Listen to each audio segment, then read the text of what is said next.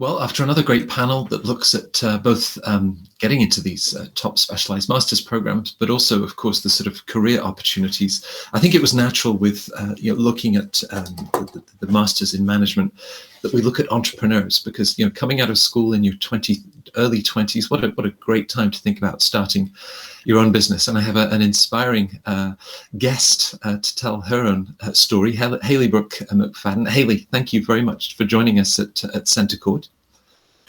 Yeah, no problem. Thanks for having me. Now, you studied an undergrad at Wake Forest, but spent as much time on the volleyball court, by the sounds of it, 4 years of varsity and spiking and everything else, but maybe already had ideas of creating your own business. It was really the masters in management that then provided that impetus. Why did it seem like such a great time to start your own business? Yeah, so played 4 years of volleyball undergrad at Wake Forest, was a communications major with a minor in film and media aesthetics. So basically, we didn't have a whole lot in terms of media for the volleyball team at the time. So, they weren't really posting about our games or anything like that. And so I was just like, well, I'll do it. I don't care. I'll get it going. So I ended up making all of our graphics for the volleyball team, editing our film, doing pretty much everything and anything social media wise. And I would send it to our social media coordinator who would post it. So that was like my first taste of digital marketing in a really small way. And after Wake Forest undergrad, I just really felt like I wanted to build on my business acumen. Knew I wanted to do something in communications, didn't know if it was going to be broadcasting or marketing or what was going to go about. So ended up getting into the Master's of Science in Business Management, was super excited about that. Clearly a great program. So wasn't something I could say no to. So ended up doing that. And while in that program, I just started consulting small businesses. I'm pretty outgoing, so which is just kind of first one I just reached out to, and then after that they kind of came to me. And as I was nearing the end of the program, I was kind of talking to Kenny Herbst, which is a professor in the program, and he was like, "Why don't you just do this?" And that was the first time it dawned on me, why don't I just do this? So I don't have to apply for jobs. I can just really focus in on scaling the business that I've already created. So that's what kind of led into creating Power Move Marketing and kind of scaling to where we are now. You talk about an industry, sort of digital marketing, a fairly male-dominated space.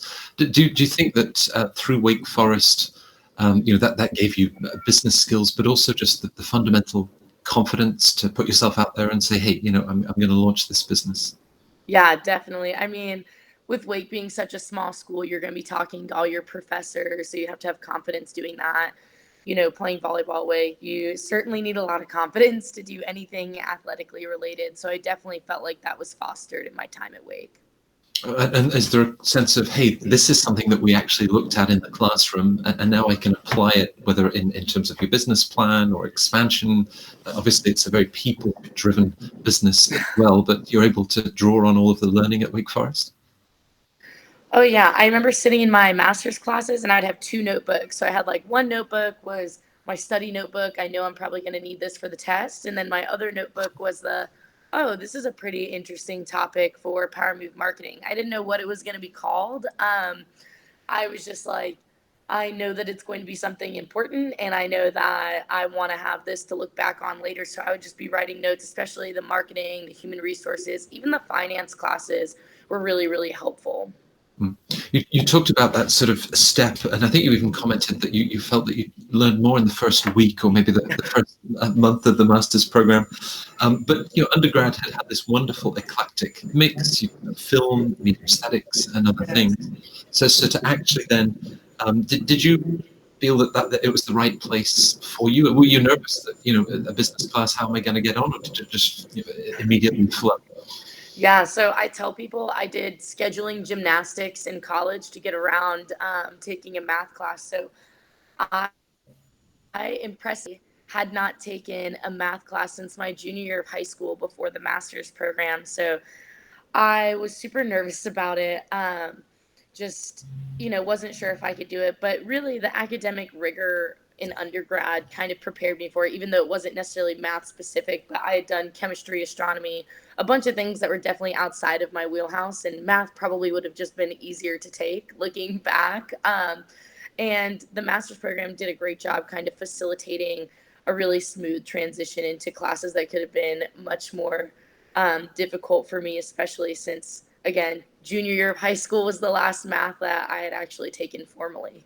So your talent, of course, is avoiding math courses, but once confronted with them, the master's program provides those skill sets on a more personal level. It holds up a mirror. What do you learn about yourself? Either, I've actually got more analytical skills than I knew I had, or it really helps to give that sort of focus for the next steps of your career. I mean, the whole program, the first like month of the program, a lot of it is centered around understanding who you are. So you do all sorts of different tests and it kind of tells you where you place. So we did like kind of a disc test where it shows you like discipline and influence and, security, I think is one, etc. And so most of mine, actually all but one, were actually either in like the discipline slash dominance and the influence side, personality wise. So I kind of knew, all right, that's going to slate me that way. And then, with the rigor of the courses, it kind of taught me that I can handle those things. And they give you such diverse and interesting situations that I'm just kind of used to problem solving now. Being an entrepreneur, I feel like 90% of it is just problem solving, especially since I work with small businesses, some of which are startups. So it's helpful to be able to be like, oh, you know what? In my grad program, I actually worked with a health and wellness company, or we had a situation really similar to this, and this is kind of what we did, and being able to back it up with case studies. Right. As you look at next steps, there's one thing to launch a business. Then there's this step of scaling up, and Power Moves had this great launch. How do you think Wake Forest, even the faculty and the input that they've been provided, but the network and other support that you have, how can that contribute as you look to continue to grow the business?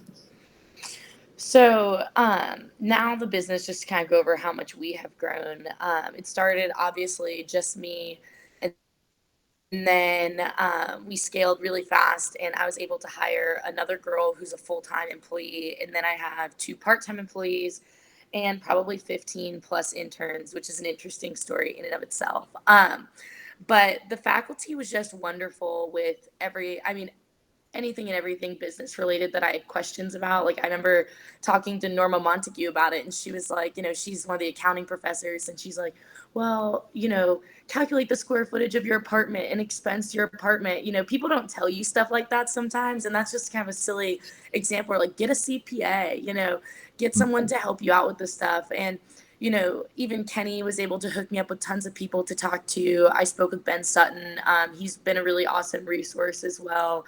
I mean, the faculty and staff are pretty much, and alumni are pretty much unmatched at Wake Forest. I always get excited on LinkedIn when I see kind of the, you know, Wake Forest tag on somebody's profile. So it's always kind of an immediate connection, and everyone seems really willing to help.